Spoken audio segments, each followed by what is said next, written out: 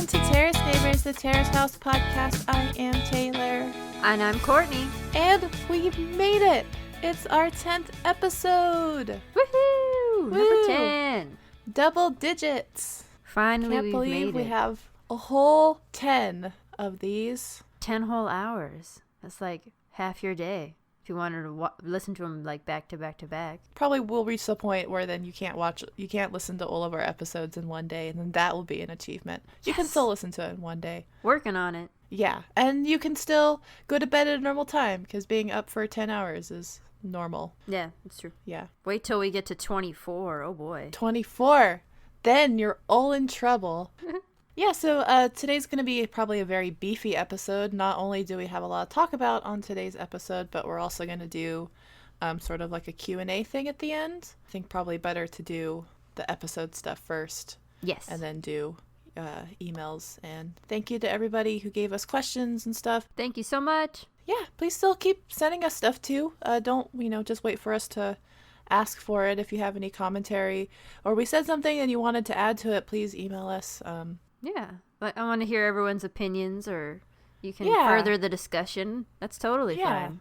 But yeah, so let's jump into it. Let's not waste any time whatsoever. Is that Right. okay with you? Yeah. So let's see. We're episode 11, Boy from the Rainbow State. Yes. So recapping the recap, Minori and Makoto are Denzo. Yep. Minori and Uchi are doing great. The hosts are all very impressed by Yuriko's ex. They like his sweater. Mm-hmm. It's a very sweater-heavy episode. Yeah, it was. Although I think you've also mentioned it in the last episode. Everyone's like super fall-esque fashion, and I like that it is continuing on. Yeah. And then Makoto is leaving the house this episode. Oh, what I like about what them saying leaving is they use the word to graduate rather than just to leave. I took a note of that too. So the English translation is just that he's leaving. The word that they use in Japanese is sotsugyou, which means to graduate, or means graduation, like sotsugyou suru. And I think, well, I like it because it's like, it's not just that they're leaving, it's like, okay, they've maybe gained some experience from this and then they're graduating on. I don't know, kind of. I like the sentiment more. Yeah. Well, it kind of struck me because that's the word that they use in like idol groups. Yeah. Like in Morning Musume, when members leave Morning Musume, it's called they graduate. Mm-hmm. I think AKB48's the same. Yeah, they do the same. And that's how like Morning Musume has been around since 1997, 1998. Oh. So it's like been around for 20 years. Wow. But they still, and like it's reached a point where the current members are younger than the group itself, and they can keep it going because members leave and then they come back, and sometimes it's for bad things. Sometimes there's a scandal. Sometimes it's a good thing and they're just moving on to other projects, but it's always this this warm goodbye, like Going on, doing bigger and better things now. yeah, to do other things. And I feel like that's a very constructive and positive way Yeah. of phrasing it compared to just like, oh, now he's moving out, Yeah, I'm just leaving. Bye. bye. Yeah. I didn't get what I wanted, so I'm leaving. Bye. Oh, I'm so glad we both took note on that. It was just something like right away I was like, oh, okay. Yeah, it's just like, All right. So we get to the girls award, girls fashion award. Yeah, Girls Award at Yoyogi Stadium in Harajuku, and Uchi's doing the hair and makeup. I like, again, it was interesting seeing the her name was Seina, the model. Seina. How she's talking about, oh, you're from Terrace House. How are things going? Blah, blah, blah. It's just, Yeah. he's just talking like it's normal. Oh, it's all good. Talking about Minori. And we meet another, I think she's another model and her name's Seina. She's, I think maybe friends with Minori, but she's a model with this agency. And she's very, like, forthright. Yeah. She, like, kind of makes me nervous. She kind of gives off, like, these very powerful lesbian vibes, and I don't know how to... She's too powerful for me. Because she starts asking, like, grilling Minori about, like, her feelings and stuff, well within earshot of Uchi. That's the part. I was like, goodness, he's like right there, man. She asked Minori if she's in love, like koi shiteru. Oh, there's a difference in Japanese between koi and ai. Like both mean love, but like koi is like romantic love versus ai, which is like a deep, Yeah, like personal love, and that's why it's really uncommon for like people to say like aishiteru, like I love you, to each other. If they do, it's a big thing, because it's meant to be like really, really, really deep, like really deep in love, like love somebody, compared to like koishiteru, which is more of a romantic partner love. But it's still very blunt to say like, are you in love with him? Well, didn't she say yes? So that's an interesting thing too, because she's sort of like, I'm not sure, but I am like in this like koi situation. Yeah. But I also thought it was funny how it's like, well, you know, he confessed, but she's like, oh, well, it was like a half confession. I was like, what? It didn't seem that way to me, that it was a half one, but I'm glad. Yeah, it seemed very. That's not a half confession. Like, he came out and said, like, I'm interested in you. I'd like to date you. Yeah. But I do like that Seina goes back and tells Uchi, like, this is what I talked about with her, and she says that you weren't being clear. She's like, oh, well, I gotta fix that then. So, you know, look at Seina being Cupid and helping out. She's immediately just like, you gotta be more confident and just put yourself out there, dude. Like, it's not getting across, and none of us have time for this. Yeah, no, just get to the point. Come on. Yeah, it's very funny. But yeah, and then we have the whole fashion show just happens. We see Minori walk. She has really cute wavy hair. Yeah, I liked it. I just liked really nice. her makeup. I mean, it was simple and cute. Yeah, she had like this big like flower necklace thing on her neck. It was a nice outfit. Cute, yeah. Yeah, but it was a really nice moment because like she walks and it was just like a couple of seconds. But like Mizuki and Yuriko are there with signs. I love the little fans are like, yeah! You can hear them in the background as she's walking, like, yeah! They scream when she walks. They're so cute. They're so excited. But she does this thing when she's walking with her mouth. Oh, where it's like she's really concentrating. You can tell. But she keeps like opening and closing, like not quite smacking her mouth, but like Silk is kind of like meow meow meow, and like, and I'm just like, keep your mouth closed. Like, keep your mouth closed. Either smile or keep it closed. But I did like at the end when she smiled. Yes. That was really, really cute. Yes. And afterwards, she talks with Uchi about it. And she's like, well, was I stiff? And he was like, yeah, you were stiff. But it was cute. And your smile at the end was beautiful. And it was like, oh. You nailed the ending. So that's all that matters. That's all anyone remember. I don't know. Like, you can tell she's very uncomfortable. Yeah. With runway modeling. Because I feel like people who are used to it, they keep the straight face. Mm-hmm. Or they might have like the character where they're like more where they smile throughout the whole thing, but she like it seemed like she couldn't really decide what she was gonna do.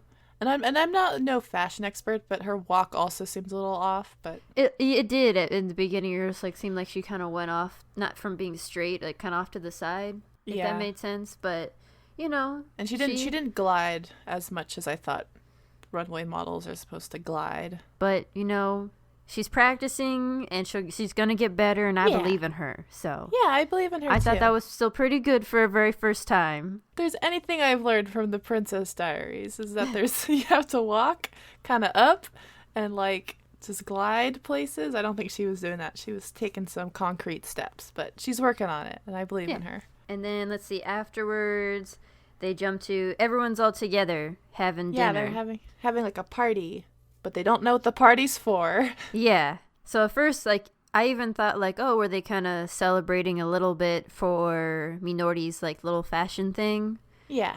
But it turns out it's actually Makoto's going away party. It's just the girls didn't know about it. Yeah, that was so weird. It was like, he announces, like, oh, yeah. So talk about like how it's the end of the term, and Yuriko has like she's in her finals, and Makoto's done with baseball as of like the day before, and he's like, okay, and I'm leaving tomorrow. I know, it's just a short notice too. This is why we're having a party, and half the table is like, wait, what? And the other half of the table's like, yeah, like it was such a weird moment. Like I get that when you're trying to leave, like they have so much short time that you kind of got to be in and out. Yeah. Like, if you're gonna leave, okay, well, then you're gonna have to pack up your stuff now, but... I don't know, still, like, could have said it, like, them. a week... Yeah, tell them or a week notice or something, or I don't know. Even if it's just a day or two ahead of time. Just, I guess it seemed very Makoto of him. That would be something he would do. It's like, by the way, I'm just leaving tomorrow. Bye, guys. And he's like, and don't be sad. It's like, you didn't give us time to process it. Yeah. And then, let's see. Then they skipped to the next morning. Everyone got up really early, and they all look all nice at 7:30 in the morning to see him off. I feel like I would just be in my pajamas, like, oh. I know. They're all sitting at the kitchen table, and there's an empty spot where Makoto usually sits. And then he walks in with his suitcase. And he writes everybody letters. I thought that was cute. That's so formal, though. Like, when you left Costco, did your coworkers, like, write you letters? Yeah.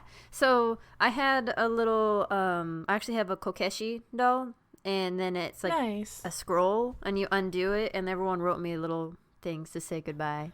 Nice. It's very cute. Yeah, when I used to teach English, and I taught at this one preschool, and then my availability changed, so they had to give it to another teacher, and my last day, the kids wrote me letters. Aww. And same when I actually, like, left the company to move back.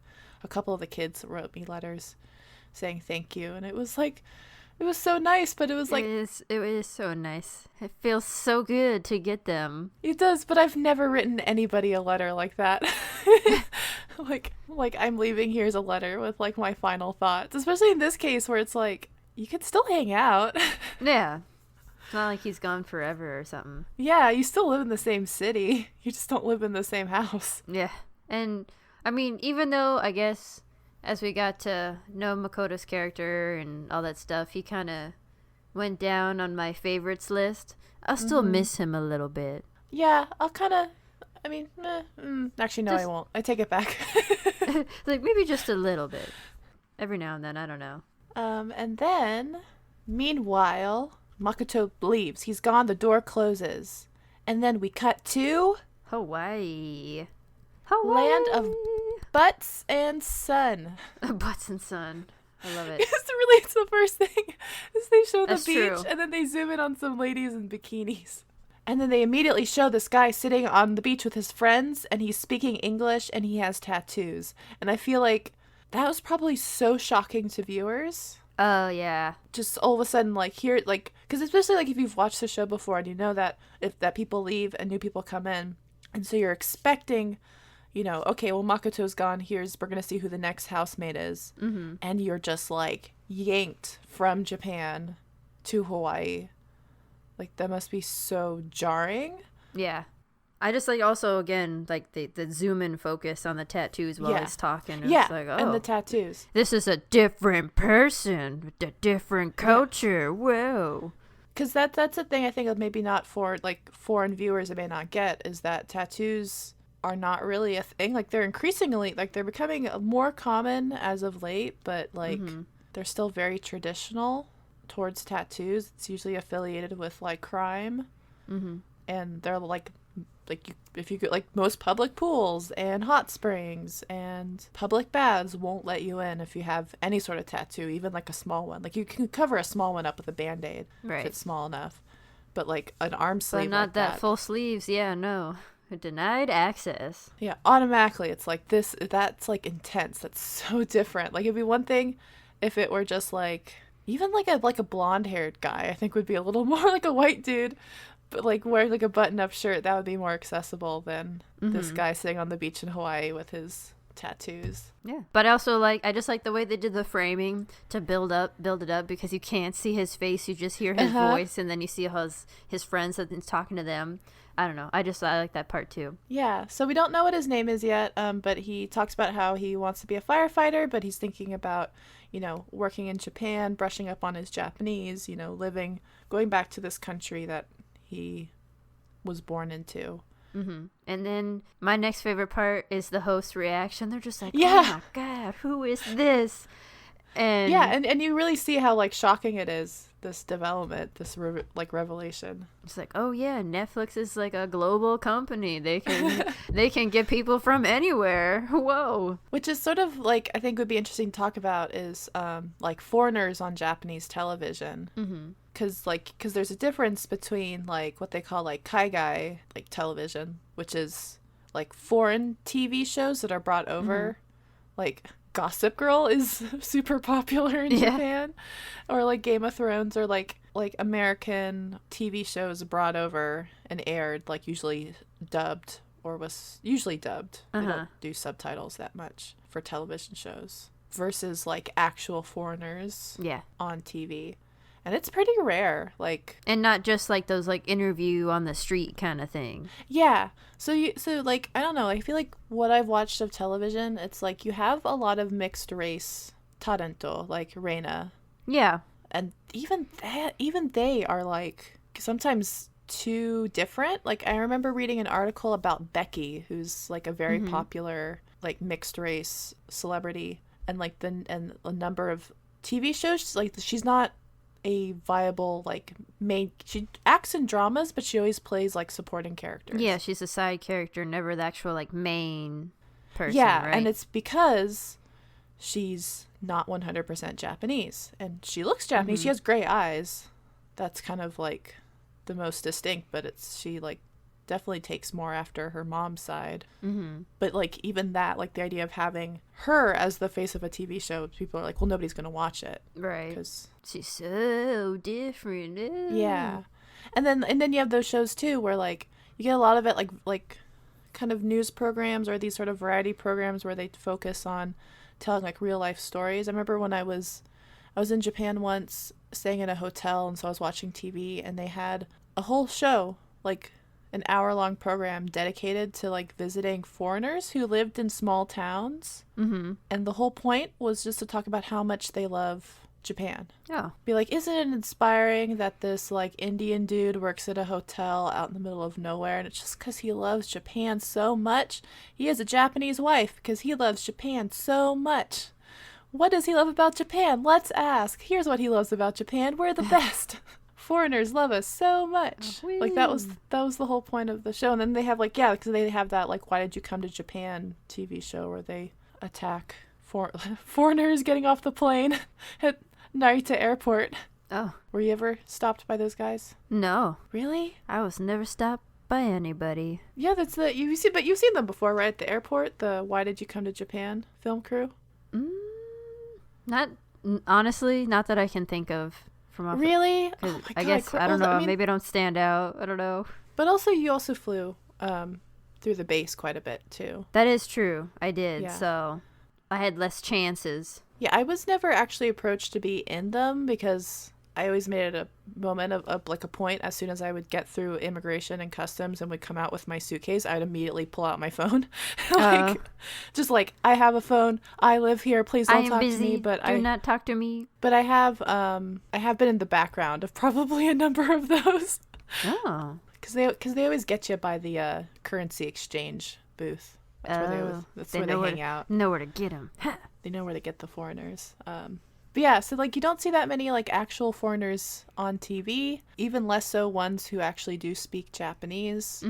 You do have a couple of them who've kind of become famous. I'm blanking on the one dude's name. There's like a guy who does English lessons who's really popular, and then there's like that commentary dude. Cannot remember. Can't remember their names. It's one of those, probably if I saw his face, I'd be like, oh, that yeah, guy. But yeah, you'd recognize them when you see them. I don't have any good way of looking up their names. So you have them, but they're like, those are just like two dudes out of like the entire industry. Yeah, it's so this is like kind of a big deal. I'm here for it. Yeah, and the hosts kind of talk about that, like they kind of feel small and like they're sort of like country bumpkins. Yeah, like, focused on like their own little tiny corner of the world, and here's Netflix when there's being so like, much more out there. Look at this. We'll pull anybody over. I also do like that they're like, oh yeah, we're forgetting that Makoto just left. Yeah, so he gets overshadowed. It's like immediately you kind of forget that he was ever there, like, and Makoto you're just who? like, who's this new dude? But yeah, then we go back to the house. The doorbell rings. There's really cute Irika and Minori, like just running to get it. They're like scrambling up. I love how excited everyone is for the new person. They're so excited. And he walks in. His name is Arman, and he's wearing his shoes inside the house. I love how they zoom in on that when he sits down on the couch. Yeah. It's like, whoops. Which I have a theory about that.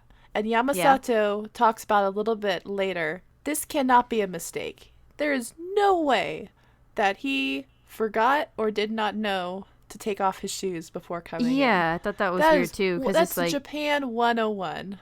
Also, when they showed the entrance before they like he walked in, wasn't everyone's shoes already like right there at the entrance? So like, duh, you see that, get a clue. Yeah, he lived in Japan till he was 10. He speaks Japanese well enough. He probably speaks it at home with his mom. Yeah. Like and also Asian American families usually take their shoes off before they come inside too. Like, there's no way. My family's not even Asian, and we do that. Same here. Though, to be fair, I did go on a field trip once, like a school trip at our university, and it was mostly like the study abroad kids who were only there for a semester. Mm-hmm. And we stayed at a really nice, not really nice, but we stayed at like a hotel, and the rooms were tatami. I remember meeting up with our friend who had also gone. He'd been in a different room, and we met up after we like unpacked our stuff, and he was like, they walked straight in onto the tatami in their muddy shoes. He like came out, he looked haunted. He was like, I didn't even realize you could live here for 2 months and not know. And not realize. To take off your shoes before you walk on the tatami.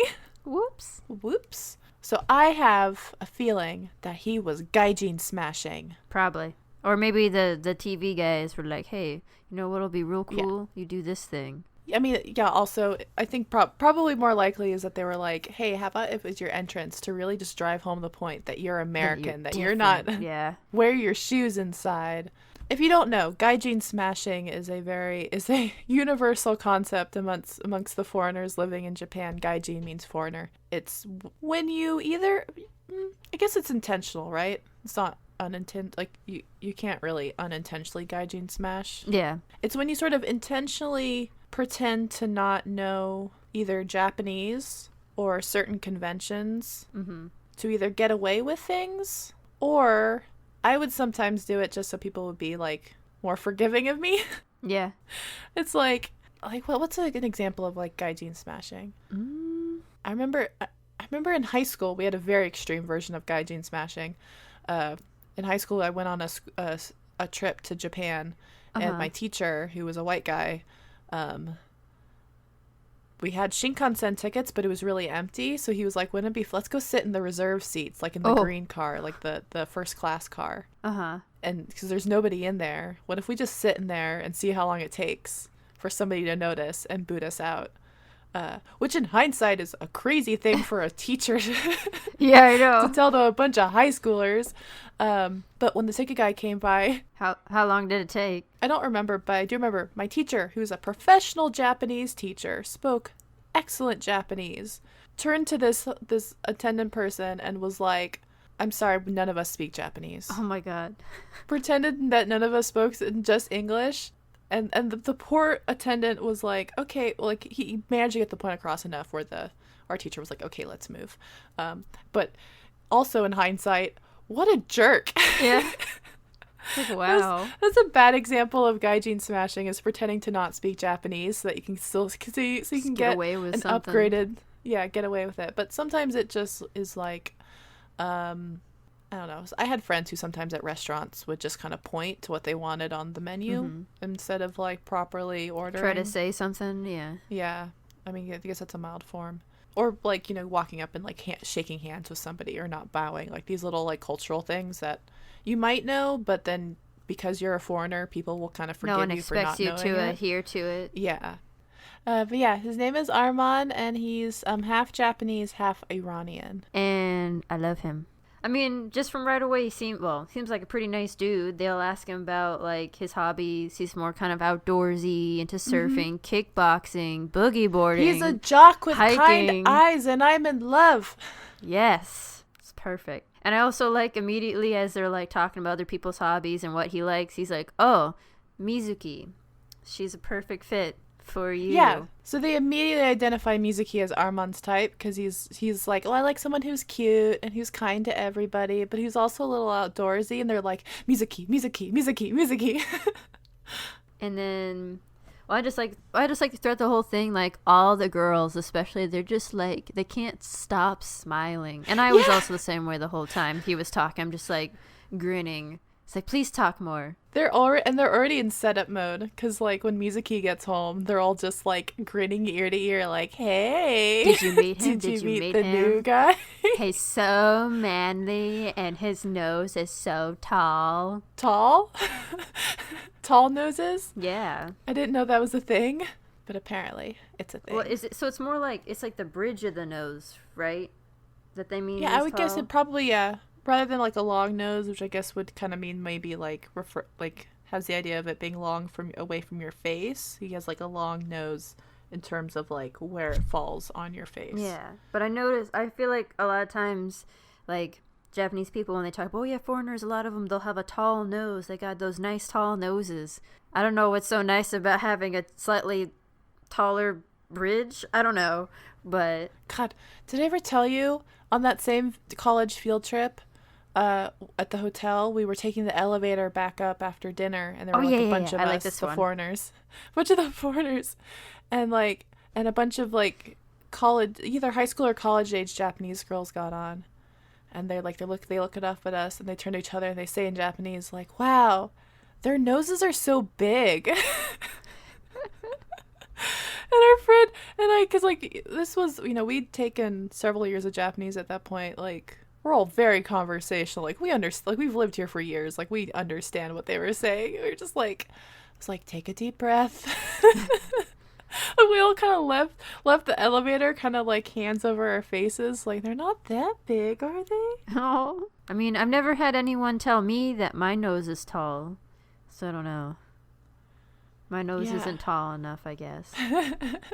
But yeah, and of course, Armand is an English teacher. Because he's a foreigner, and that's what you do when you're a foreigner is you teach English. It's your entry-level job into Japan. Yep. It's the easiest way to get a visa.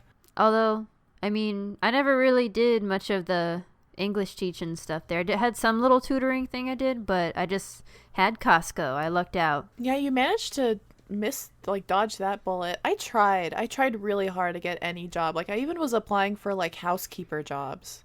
Oh. Like there are rich people who have houses in Japan and need someone to go in and clean it up every week, even though nobody lives there. I was willing to like scrub floors. I mean that might be kind of nice. Look at these nice, beautiful houses and these beautiful neighborhoods with their beautiful floors that you clean. That probably wouldn't be too bad. Yeah, I applied for a doorman position. Like, I applied for like literally anything that was on Gaijin pot that was not English teaching. Yeah. And I ended up teaching English because I did not get any callbacks on anything.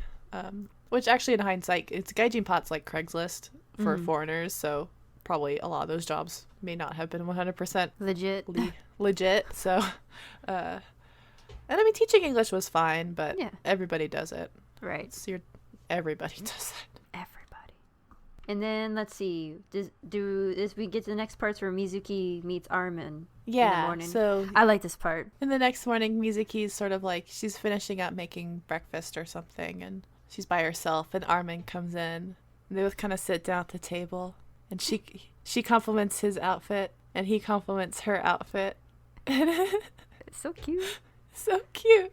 Also, They're, like he's shy. like, so are you a model or something like that? And I was like, oh yeah. Because he knows when he's talking to the guys, because Uchi's like, we're all single, but I'm pursuing. I'm atakuchu. Yeah. I'm in the middle of attacking.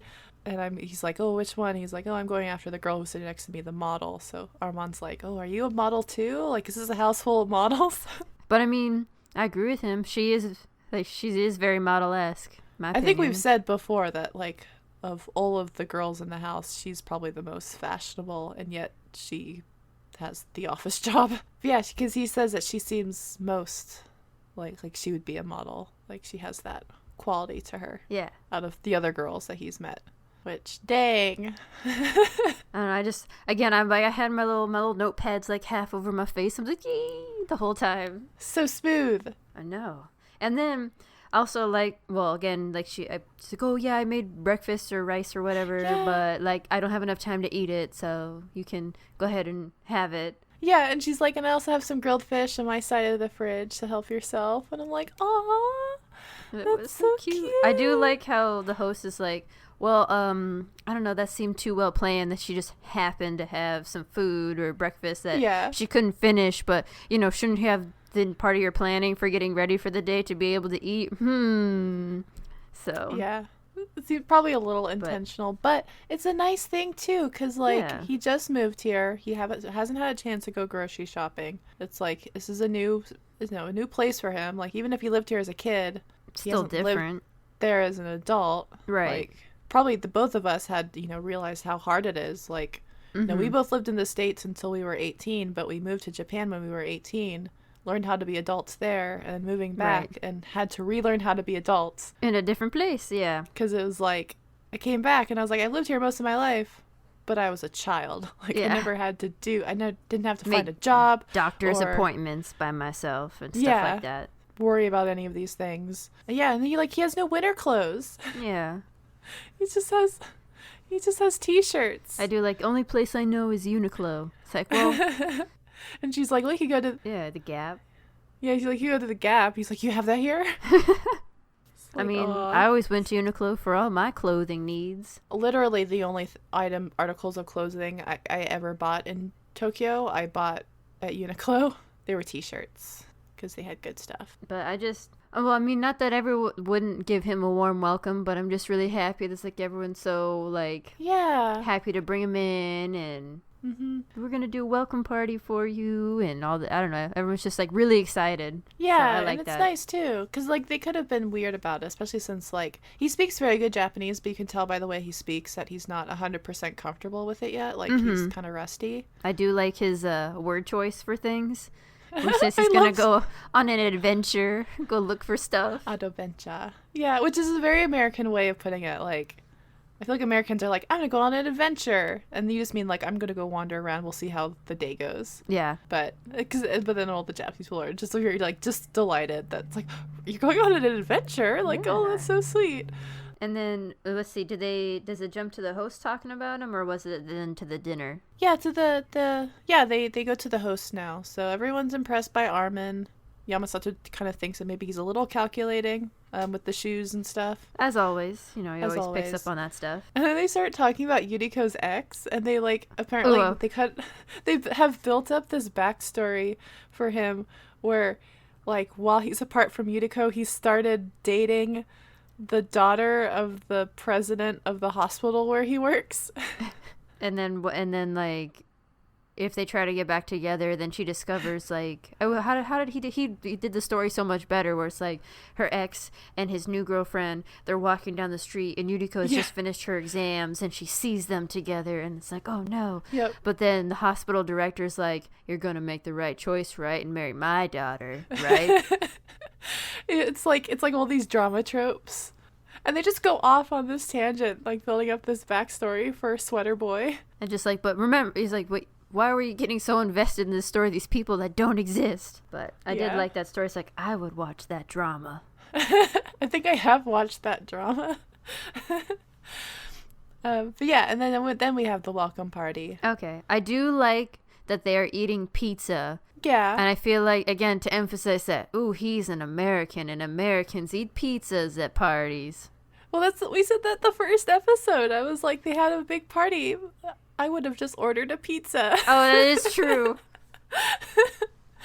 And it looks like they might have gotten, like, Domino's, or instead of, like, Pizza-La or something like that. Like, Americanized pizza. Real American pizza. Real American pizza. I also like he's like, oh yeah, by the way, I brought cookies, and he has, like, that little box of those pineapple, well, those, which are really good cookies, by the way, those little pineapple cookie things. I just thought it was cute. And after Yuriko and Mizuki get in, they're like, oh yeah, I brought some cookies, you guys, they're on the counter. I don't know. Yeah, so nice. But then, like, of course they leave the seat next to him open for Mizuki, who's the last one in. They just, like, perfectly set it up. And before she gets there, they ask what Armand thinks of Mizuki. And he's like, oh, she's, really adult and cute. And elegant.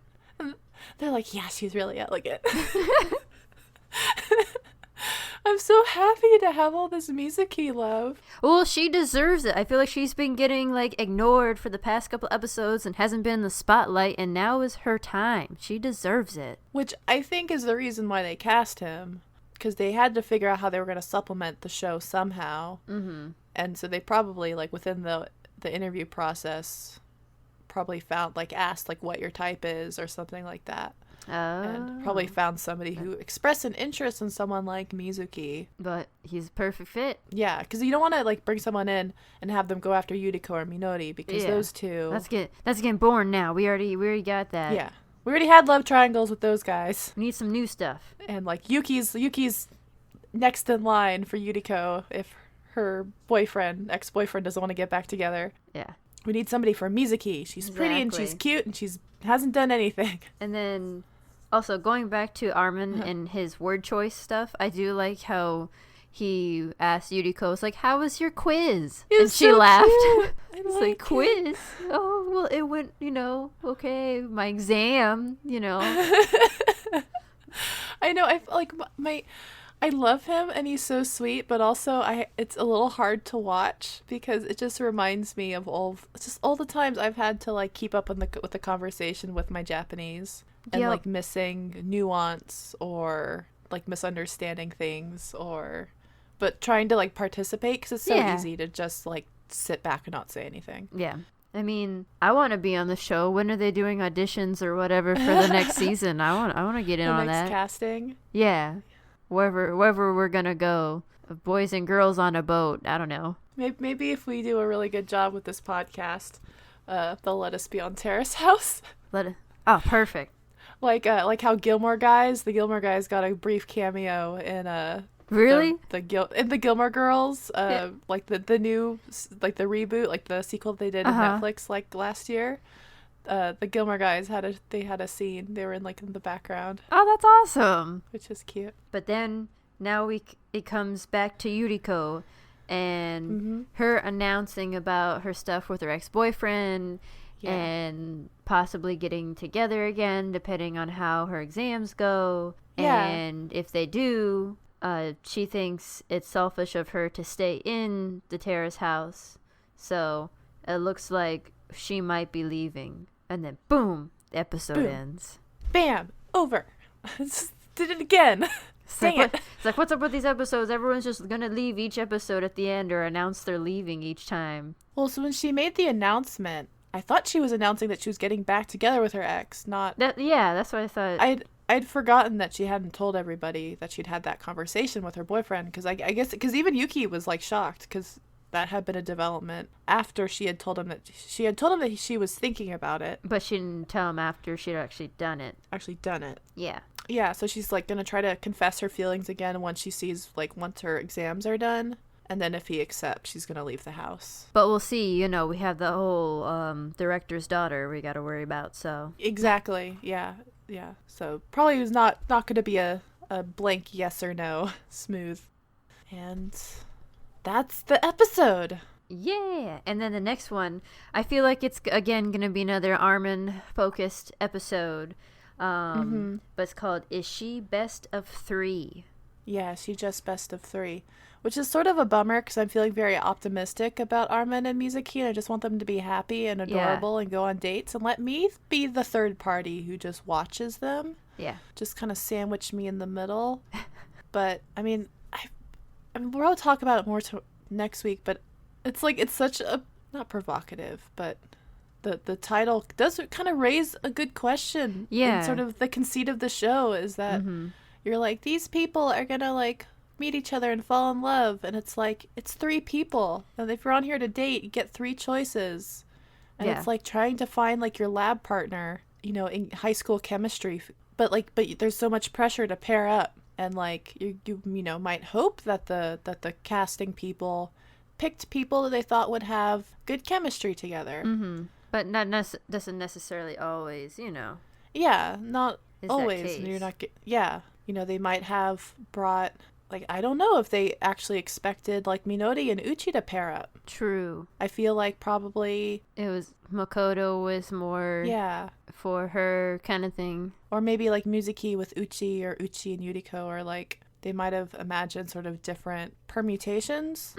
So you're not guaranteed that they're actually going to pair up. And so you're reaching the point where, are you just going after this person because they're the best?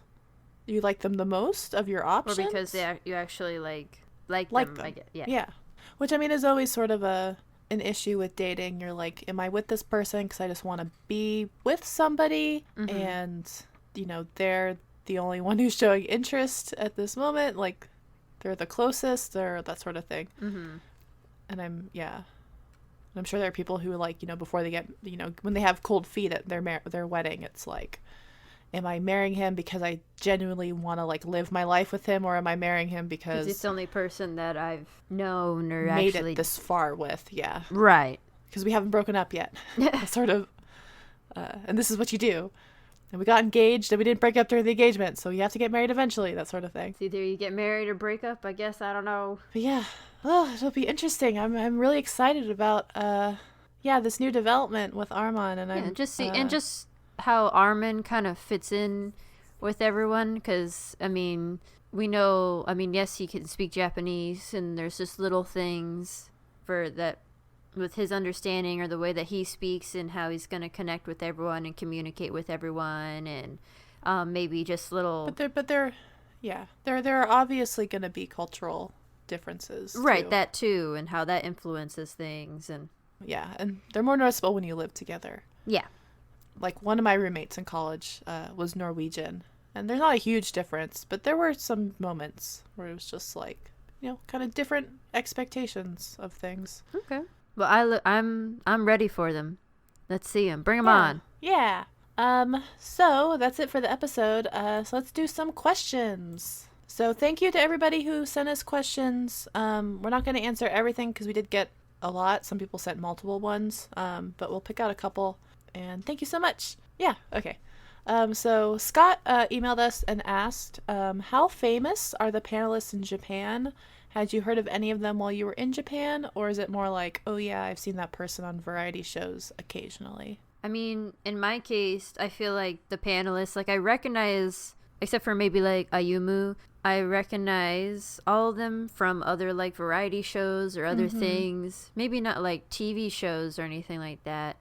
But definitely I've just seen them on TV and variety shows in general. But it's one of those, like, I recognize their face, but I always forget their names. And yeah, same. We kind of talked a little bit the first episode, like, what they're famous for. Mm-hmm.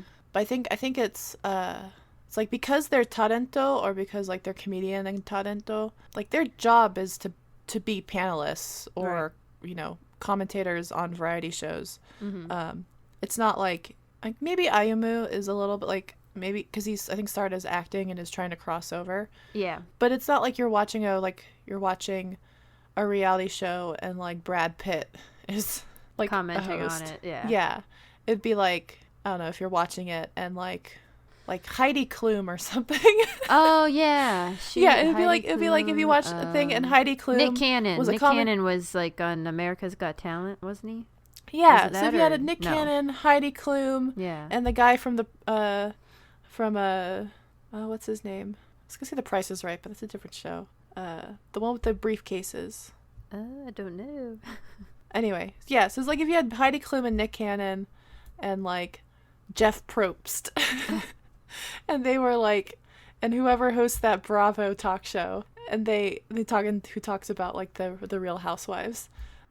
Like, and they were the panelists. That's sort of what it's like. It's like they're famous and you probably know who they are, but it's not a surprise that they're, you know, making commentary on this TV show, because that's what they do, is they make commentary. Chrissy Teigen. Let's have Chrissy Teigen talk about Terrace House. Yes. Although for Ayumu, I did happen to see him in, it was like a commercial or a short little movie thingy for Being Human, that video game, Being Human Detroit, but like the Japanese trailer thing. He was older. But it was like in a library, and he was graduating from high school or college or whatever, and so he had to delete the memory of the robot android librarian, and it was all like, she's all crying because she doesn't want her memory deleted because it's all memories of, like, him and that kind of conflict thing. But it was like, I didn't notice it, like, it was him until, like, I watched, you know, Terrace House. I was like, hey, wait, that's him. He's all bigger now. So big. I mean, he still looks like him, just taller. Yeah, I think it's sort of the same. It's like some of them do other projects, But they're all recognizable faces, I feel like. But I would say probably the most famous ones are you, Raina Trindle, and probably Tokui. I feel like those three are probably the most recognizable for me. Like, I recognize Yamasato's, like, face, but I couldn't place him. But I've seen the other three, like, all over the place. Yeah. Azusa's a new one for me, and so is Ayumu. Yeah. Yeah. And Levi asks, do you think that with Netflix picking up streaming rights to a Terrace House, do you think they'd attempt their own, like, show? Do you think an Americanized take on Terrace House would work? Or is that just Big Brother? I think this is actually an interesting question for what we've talked about today with Armin's introduction. Because I wonder if it would work like an Americanized version. And I mean, obviously we'll get to that when we get to Aloha State, but but I'm just trying to like picture like a Terrace House, like a complete reboot, trying to like appeal to like middle America on network television. I don't know if it would work unless you have all that, you know, like that added extra drama, like what you have with like Big Brother and stuff. Because that's what I think that's what people like with the polar reality TV is that whatever drama or silly, I don't know if you want to call it silly, but kind of that kooky crazy stuff that happens in those shows. Yeah. That's what pulls you in and makes you actually want to watch it. I think American reality show is kind of more interested in seeing real people pushed to their limits. Yeah. And that's how you get like shows like Survivor and Fear Factor and kind of the old, like that initial wave of like challenge based reality show. And now you have like Real Housewives and Keeping Up with the Kardashians, which has lots of drama, but it's like so divorced from reality. Right. It's not, I don't know if anyone would want to watch a show with just, you know, regular people doing regular people stuff, because I think that mentality would be like, well, I mean, that's just what I do in my everyday life. Why would I want to watch someone else? And especially since the concept of a bunch of young people living in a house together isn't novel. Like, that's just your 20s. Yeah. Like, even like mixed genders, like most people I know, you know, they're not old girls living in one house or old boys. Like, it's a mix of people. It's whoever you can find. Couples living together in like one room, and then the other rooms are single people, and it's like there's all sorts of mixes, dynamics. I think it would have to become like Big Brother for it to work. Yeah, unfortunately, I guess. Unfortunately. But it'll be interesting when we actually get to Aloha State and see more of like a Japanese American, Asian American take on it. I'm very curious how the Aloha State one works or how that goes. Because this is a very Japanese show. Yes. And I think that's sort of why it's so jarring when Armin joins, is because it's a very Japanese show. It's always been a very Japanese show. And now here you're getting this sort of like non-Japanese kind of twist. We'll see how the twist keeps coming. Yeah. So Trillian S has a bunch of questions. Let's just do a couple of these. Trillian asks, what are your favorite places to visit in Japan? I really like Enoshima. So... little island, they have, it's called the Enoshima candle, but everyone always calls it the Enoshima sky tree. Everyone makes that joke. Everyone does. Whoever you're going with, someone's going to call it the sky tree. Yes.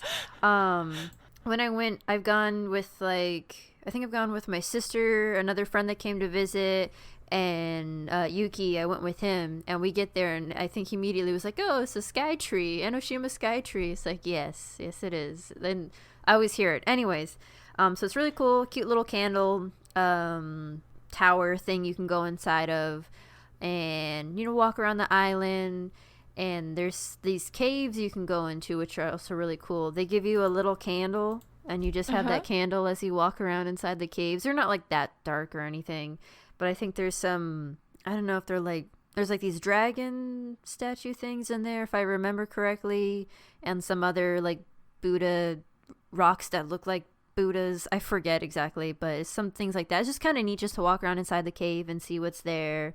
Yeah. And I mean, it's a quick, easy little day trip. Or if you're like in Kamakura and that kind of area, you can go to Enoshima, then go to Kamakura, see the big Buddha and that temple and stuff like that. Yeah, I've never actually like spent much time in Enoshima, but I did pass through. We did stop by like on our way to Kamakura. Yeah, it is nice. I really like Nikko. Oh yeah. Yeah, Nikko is really nice. That's also another day trip you can do out of Tokyo. The two of us and two of my roommates went up there for a weekend once. Stayed in like a hot spring inn overnight. But they have like a bunch of old temples, but it's like up in the mountains, so it's really pretty. And they have like, there's like a big waterfall that you can hike out to. They have all these old shrines where like... Was it the see no evil, hear no evil, speak no evil? That? Yeah, they have those monkeys, and then they have, I think, is it Ieyasu? Tokugawa Ieyasu who's enshrined? Or is it Nobunaga? Ooh, I don't remember. Maybe Google that. I want to find out. Yeah, it's the mausoleum of Tokugawa Ieyasu, who is the founder of the Tokugawa shogunate that ruled for 250 years. So, like, it's a real cool big shrine. Yeah. And they also have a museum that I've actually never been to because we didn't have time to go. But they have it's like a miniature museum. Oh, yeah, that. I wanted to go. It's like they have, like, recreations of like cities, like real cities but small, so you can like walk around, be a giant dinosaur or a kaiju walking around. Grrr. Yeah, I really want to go, and it's really dorky, but I've wanted to go for a long time, but it's just never worked out. I also really like the Edo Museum, and yeah, going and checking that out. That's also really cool. And the Tokyo Edo Museum in Tokyo. Because my favorite part was like, I mean, there's a lot of hands-on things that you can try, or like there's the firefighter pole thing that they would have to like symbolize their firefighter team. It's super heavy, so it's just like the dude ran around and he just held this. Yeah, I was talking to my manager about that just the other day. I recommended it. That's a really good museum if you're in Tokyo. It's a history museum, so it traces like the beginning of like Edo, which is the old name, the old city, and as it became capital, and then it industrialized and westernized, and then it talks about like World War II. So it goes through the history of Tokyo from Edo to modern day Tokyo. Mm-hmm. Last time we went, they had just announced that Tokyo had gotten the 2020 Olympics, so they were working on like a whole new installation just for the Olympics. So it'll be interesting to go back and see how that has developed. But yeah, they have a bunch of hands-on stuff. They have like recreations of old neighborhoods in Tokyo that no longer exist. Like, you know, an old theater and like all this, like, you know, they have that big bridge that you walk over. Oh, when you first walk in? Yeah. Yeah, it's like a recreation of a bridge that no longer exists, but was like a major bridge going into the city. Yeah, it's a very cool museum. And I also like Izumo. I mentioned this in the Kojiki episode, which will come out at some point. But I like Izumo. It's hard to get to because it's out in the countryside. But they have these really spectacular old temples and shrines, like some of the oldest in the country. And it's up against the Sea of Japan, so you have like beautiful scene, like ocean views. They have this lighthouse, what's it called? It's Hinomiisaki Shrine and Lighthouse. And the lighthouse is, I think it's the tallest stone lighthouse in Japan. In Japan. Cool. And it's one of like the top 100 historic lighthouses in the world. It's really scary to climb because you have to take off your shoes, but the stairs are slippery. Oh. So you're in your socks, just trying not to die. Good luck, everybody. Really beautiful views. I took some really nice photos when I was there. But yeah, Izumo, it's and then like nearby you have like Matsue Castle. And they have like their old historic district too. So I really like that part of Japan, but I wish it were easier to get to. Yeah. And then what else does Let's see. Trillion ask? Do you want to do number 4? Yeah. If you could improve the show, how would you do it? Please tell us what day it is. Not just the time of day, but like the date. So I know what's happening. Like a chronological time order or timeline. Yeah. Because it does just kind of jump around. So you're just kind of guessing, okay, so I think this is later on the day. Okay, this is the next day. This might be a week later, I think. Mm-hmm. So, I mean, I pretty much agree with that. And I don't know. And maybe put a gay person on. Oh, yeah, there you go. Maybe kind of shake it up. Shake it up even more. Ooh, get crazy. She also asks, related, but where would you want the next season to be set? Which honestly, I was thinking about it this morning. And thinking about how Boys and Girls in the City is the only one set in Tokyo, and the other seasons are in they're in Hawaii, or they're the most recent one's in like Kanazawa, right? I think so. I just know it was like it's like a cabin or something. Like it Yeah, seems like I it's think more out there. yeah, I think it's in Kanazawa. And honestly, I would like the next season to go back to Tokyo. I feel like, I mean, aside from us just having more to talk about, Hmm. and having the fun of seeing our town, I feel like I know it's really expensive to shoot there. I feel like there's just so much potential for people to do interesting things. Well, there's so much stuff to do and see there. So Yeah, like even because I think the original seasons of Terrace House were filmed sort of like out in like Mitaka, like kind of out, technically still in Tokyo, but in the suburban parts of Tokyo, hmm and even that would be fine. Like you don't have to be like right in Meguro or Azabujuban, right, like, but at least give them the option of going to Tokyo for dates and stuff. Because yeah. I mean, I guess that there is an appeal of like kind of isolating them out in the like out in Kanazawa or whatever, because then there's literally nothing else to do but just hang out in this What house. about if they put them on a farm in like I don't know the middle of the Midwest America and they got with horses and pigs and cows. Wonder how That'd be that a would very go. different show. That'd be a very different show. Boys and girls on the farm. Do you have any other places you'd want it to go next season? I guess besides the farm idea, just trying to think of how to switch it up. I mean, it might be interesting if they do, like, again, either in other countries or back in the States. Because, I mean, Hawaii, I feel like for a lot of Japanese people, like, if you're going to the Hawaii's like a easier way to ease into the States, if that makes any sense. Because there is a big Japanese community there and the people that speak or similar, like, cultural things and people that speak Japanese over there. But And it's also more oriented towards Japanese tourists too. So like even if they don't, even if the like people who work in restaurants and stuff aren't Japanese, they are probably like conversational and can do like retail and still be signs and. But maybe some other state. Do it in California where I live, and then let me be on it. Yeah.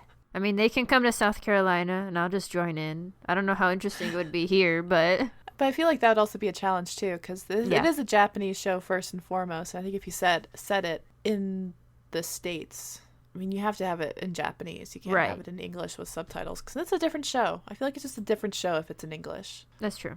Though, I mean, other cities in Japan might be interesting. Like, I went to Nagasaki in high school, and it's beautiful out there. They might have some interesting stuff. I want to see Hokkaido or somewhere in Hokkaido or Hokkaido Terrace House. Yeah, or Okinawa, one of those.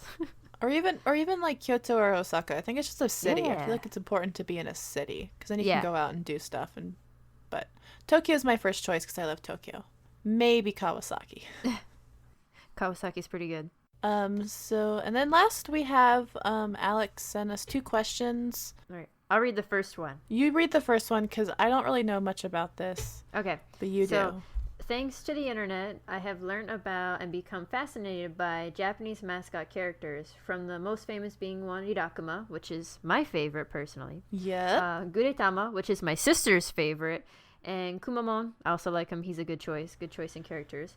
To the more bizarre ones like Funashi. I don't know Funashi. Funashi. I would like to know how actually common, normal they are over there, and if they are as outlandish as the internet paints them, as well as knowing about any personal experiences, anecdotes either of you might have related to them. So mascots are Yurukiara, are super popular over there. There's all sorts of, and just like character goods, so you can find all sorts of pencil pouches, notebooks, stationery, I mean even beyond the like bath towels, other things for your house, kitchen goods with characters on them. I mean, I have plenty of bowls and mugs with Hidakuma and all that stuff on it. You got all those at like Lawson through like sticker campaigns, right? So yeah, they'll have sticker campaigns, and so usually they're like on the bread and stuff like that. And so you get so many stickers, and they'll give you a little sticker sheet, and so you get like 100 stickers or whatever it is, and turn it in, and you'll get like a pretty nice ceramic bowl, or like I got like a glass set one time. I've pretty much done as many of them as I could when I was over there. They also there's like a contest for all these like mascots and stuff like that, and determining who's like the best one, because I mean there's all sorts, like I feel like each kind of town or city tries to kind of make up their own character to represent it in order for like selling merchandise and stuff like that for tourists and whatnot.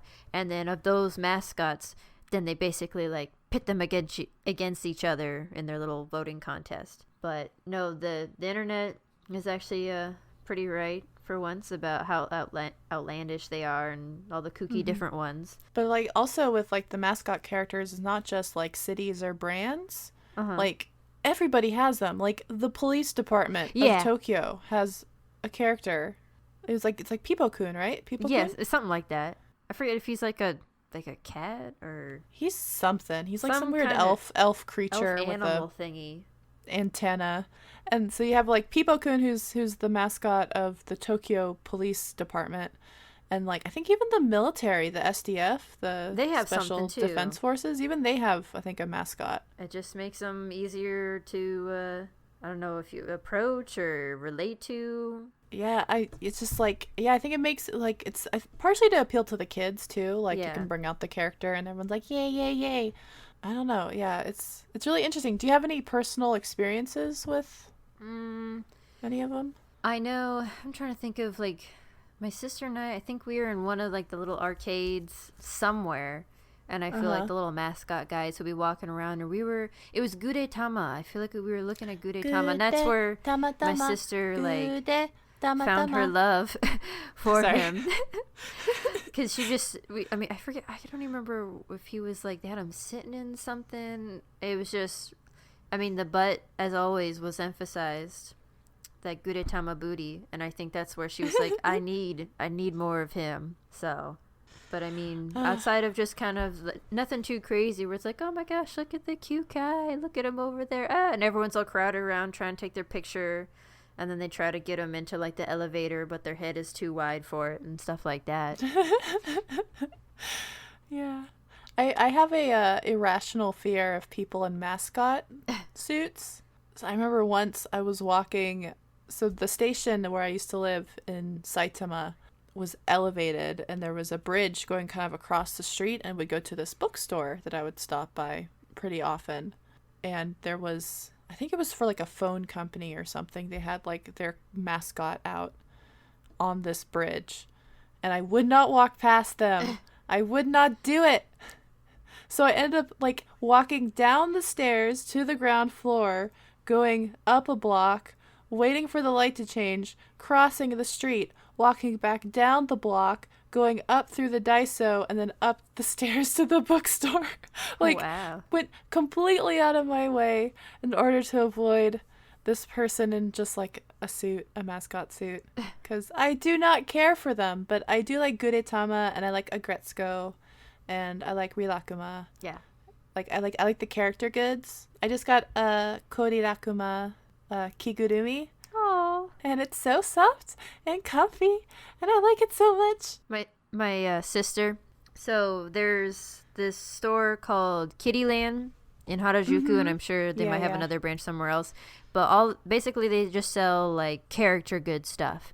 And it changes actually pretty often of whatever the popular character of the season is.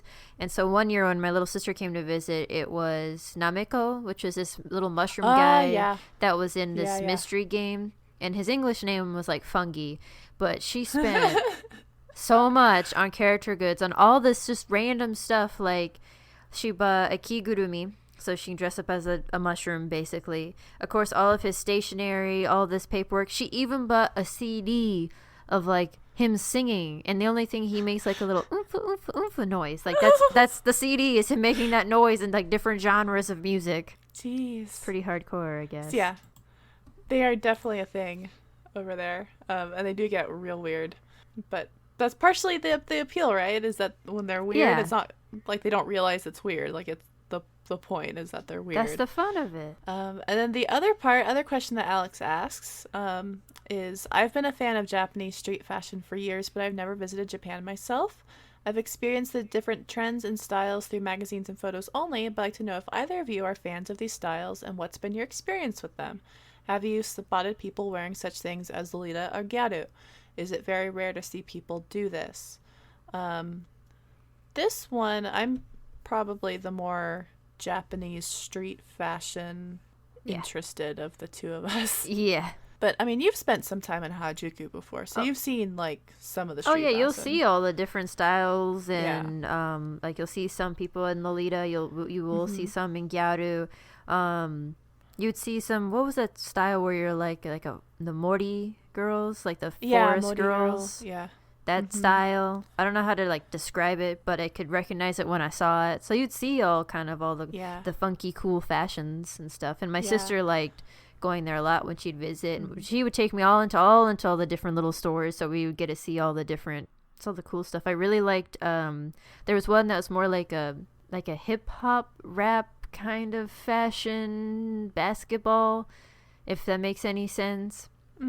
But the girl there she was pretty cool, although it was interesting because I guess it was a little bit more like trying to get into, how do I explain it? It's almost like they're interested in like the like African American, that kind of cultural thing, or like that style and that kind of stuff. So I mean, it was just kind of fun talking to her, although it was interesting because there's actually a YouTube video about like kind of that whole African American hip hop rap style being applied to like Japanese fashion, and that same girl that helped us at the store, she's in that video too. Oh, yeah. I think that's sort of the thing to remember with Japanese fashion. I think a lot of people think of, when they think of like Harajuku or Japanese fashion, they think of like Fruits, which was like a fashion magazine in like the 90s. It definitely does change, and there are a lot of subcultures. And you see them mostly in the neighborhoods where these clothing brands have their locations. So like Shibuya, Harajuku has probably more of like the youth fashion. Yeah. But partially the people dress that way because they want to be seen. It's not necessarily how they dress all the time. Right. Like I know there's like a rockabilly group that meets up at like Yoyogi Park. Oh yeah, those guys. Yeah, and there's like. And they're like famous, but they don't necessarily always dress that way all the time. Same thing with like Lolita. I was really into Lolita in high school, so I kind of know a little bit more about it. And definitely in Harajuku, if you go down to Takeshita Dori, they do have some like major brands and places that you can get clothes. Like Daikanyama too has some like Lolita brands, and so you do see people wearing those clothes. But you wouldn't necessarily see it like all the time, like on the train, like maybe, but on the weekends. Like, I guess outside of like the Shibuya and Harajuku and the more kind of youth oriented areas, it's not like you really see it. And even things like Gyaru, like that's a kind of an older style that's fallen out of vogue a little bit. There are still definitely people who participate in it, but you don't see them quite as often. I don't really think I've seen it. Like Gyaru, if you don't know, is like they tan their skin and they wear light makeup and they like bleach their hair blonde, and it's very flashy. It's essentially in response to strict gender beauty rules for women, where you should be like very conservative, have long straight black hair, pale skin, light makeup, that sort of thing. This very like natural feminine look. And so this is their way of like going screw you and doing the complete opposite. Which most Japanese fashion is some sort of rebellion. Like even Lolita, which like you're dressing up like a Victorian doll, some people kind of think like, oh, it's the patriarchy, you're infantilizing yourself. It's like, no, there's a certain level of power dressing for yourself and not for the male gaze. In this TED Talk, I will. Yeah. But yeah, I like Japanese fashion a lot. I definitely did buy a lot of the fashion magazines while I was over there. I still have some. I kept some of like my old copies of Zipper. Now I have a bunch of I mean, they're not really fashion magazines. They have some fashion stuff in them, but it's called Junon, but it's about like all the male celebrity actors and all those cute guys. Mostly just a magazine full of cute guys. But I did once get stopped by one of those street fashion photography people. Oh. Yeah. It's one of my biggest regrets is that I like freaked out and just kept walking. I got coffee with my old former roommate, met her at her coffee shop, Fugalin, and then I had to wait until she got off work, and so I went to walk down to like Harajuku to stop by like the phone, SoftBank, my phone company, to do something. And then I was going to meet up with her again. So I was just hanging out in Harajuku by myself. And somebody, like, stopped me and tried to get me to, like, stop to take my picture. And I, like, freaked out and just kept walking. And then I realized in hindsight that they were, like, maybe not, like, Tokyo fashion, but, like, .com, like that blog. But they, I think, were doing some street fashion thing. Yeah. Which was very complimentary. Yeah. I was wearing mustard tights. That's probably what did it. Nothing's more fashionable than mustard tights. Trust in the tights. Mustard tights. But yeah, Japanese fashion's really interesting. Well, I like just like all the variety of different styles. I mean, I guess American fashion does too, kind of, but it's different. Yeah, especially in Tokyo, because I think I've mentioned it before, is that people dress up when they go out. Yeah. Because there's this expectation that Tokyo people are well dressed. Mm-hmm. So if you go to other parts of Japan, you see more people just kind of wearing whatever. It's normal stuff. Yeah, and it was kind of had a culture shock moving back, because like I live in the Bay Area, and so like there's some big cities where there's like people are not unfashionable, but the fashion is a lot more practical or comfortable. It's a lot, people wear more, like they'll wear skinny jeans or especially lately with all the athleisure wear, that sort of thing, like wearing your yoga pants and your fancy sports bra with all the fancy straps and or wearing like a tank top with some embellishment. What's it called? Athleisure wear? Is that how you say it? Athleisure. That's taken over America. Yeah. So you would not see that in Japan. Like maybe more recently, but there would be more accessorizing, I feel like. But yeah, definitely people do dress up a lot more, pay more attention to like their outfits, how they coordinate them. Yeah, I think so too. Yeah, I remember I was at a family party. It was like Thanksgiving or something, and I had put together like an outfit. I remember like one of my aunts asking how I learned to dress like that, and I was like, I just kind of learned via osmosis. And you kind of had to learn how to put together a nice outfit, because you would stand out less if you did. Like I always felt like people looked at me more if I wore jeans and a t-shirt versus if I wore like a dress with a matching hairpin and complimentary tights. And I mean, I still wore whatever shoes I wanted because you walk around a lot, but I'm just curious how much or what the new trends are now that we've been gone. Like, what's the new thing? Yeah, I used to like, because I had my salon was in Harajuku, so I would go there every 2 months at least, and so I would walk down to Keshitadori and kind of keep an eye out and see like what the trends were. Like I think right before we left, one of the trends was like McDonald's brand. Like people were making like t-shirts and clothing with like with the McDonald's arches, and It was this. Or there was the year where everybody had those cat-eared knit caps. Oh yeah.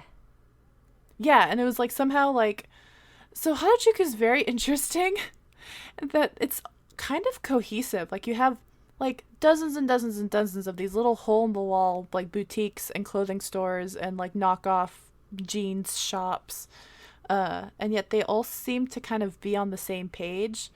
So like oftentimes if there's like a new clothing item that's a big trend, you just see it everywhere, like at all the shops, like those hats, but also the music. I remember walking one day in the evening, and for some reason almost every shop was playing shots. And it was the most like disorienting experience walking down like this Takeshita Dori at night. It's really narrow, and just hearing shot.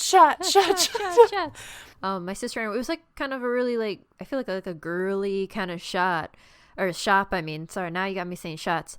It's kind of a girly style store, but I just thought it was funny where it's playing like it was like a rap song with like Chris Brown and I can't remember his name now off the top of my head, but it was one of like a popular like kind of not appropriate rap song that was playing in the store, and it's the unedited version or uncensored version. You're just like, oh, okay. They can play this? That's a common thing too. That's like a classic thing of going to like a family restaurant like Denny's or Gusto or something, and they're playing like some unedited American song which is filled with the swear words but nobody knows. Yeah. But yeah, it was I remember once walking down to Keshitadori, and the song that they had picked was What Does the Fox Say? Oh my god. And it was very unironic. Yeah. And it was like, you guys do realize that it's become famous because people are like making fun of it? Yeah. Yeah, Yeah, it's very interesting. I do like going around fashionable neighborhoods, and I miss it. I always try to, when I go back, I always try to spend at least a day in Shibuya and Harajuku just walking around. Peruse around. Yeah, just kind of see what's going on, what the young people are doing. But I mean, to kind of go back to the question, it's not thing that everybody wears. It's like a very small subsection of people who put on these outfits and go out and dress that way. Most people kind of dress the same, and they dress well, but it's always very conservative, I feel like. Well, I like the one picture of, like, I think it's your station, but whatever was in trend was like brown trench coats, and there was like 12 ladies that all have the same outfit on. I think I ended up cutting that out of the episode, but a friend of mine from college posted a photo in Tokyo of people crossing the street and a bunch of women, and they were all wearing the exact same outfit. And I recognized it was actually the station I used to live at when I lived in Tokyo. And I had told a story about being on the train and looking up, and across from me were two women who had gotten on at different times. They didn't know each other, and they had essentially put on the same outfit. Slightly different items, but you could tell they had read the same magazine, and they had put together, it was like the same mustard tights. So it goes back to the mustard tights. Oh, it's always some mustard tights. Like the same sort of gray dress, the same black coat. It was like slightly different, but exact same style. And it was that's very common, especially with like professional working young women, is they buy the same fashion magazines, and which tells you where to buy this stuff, and then you put together the same outfit. Yeah. So that's it for our questions. Is there anything else? No, I think we hit everything. So hopefully that was interesting. Yeah. Keep sending us stuff. Might do another one of these. Look forward to it. Or even just, again, like we said before, if you wanted to add something that we mentioned about in the episode, feel free to send us an email and we can further the discussion. That's totally cool. It doesn't have to be questions. I was kind of hoping this doesn't have to be like, what are your favorite colors? It could also just be like, this is what I noticed, and then we can build off of that. Expand. Yeah. But that's it for our 10th episode. Woo! As always, please rate and review us on Apple Podcasts. Follow us on Twitter, like us on Facebook, email us at terraceneighborspodcast@gmail.com. Go to our website, terraceneighbors.com, for contact info and other things. So next episode, we'll be talking about episode 12. Is She Just Best of 3? Ooh. And that's going to be out October 14th. October. It's already October. Well, going to be soon. Well, it's going to be. Yeah, we're recording this a little bit earlier than usual, so we still have some time, but the next episode after this one will be out October 14th. Anything else you want to say, Courtney? I got nothing else. Just cool. Thanks so much for listening, and I hope our answers to your questions were interesting, or that we hopefully answered the questions. Yeah. Gave some interesting insight, I hope. Yeah. But thank you so much for listening. For 10 whole episodes. Yeah, for 10 whole episodes. And hopefully you'll like to continue listening to our ramblings. And we'll see you guys all next time. See you next time. Bye. Ooh, that was great. We're so good at this.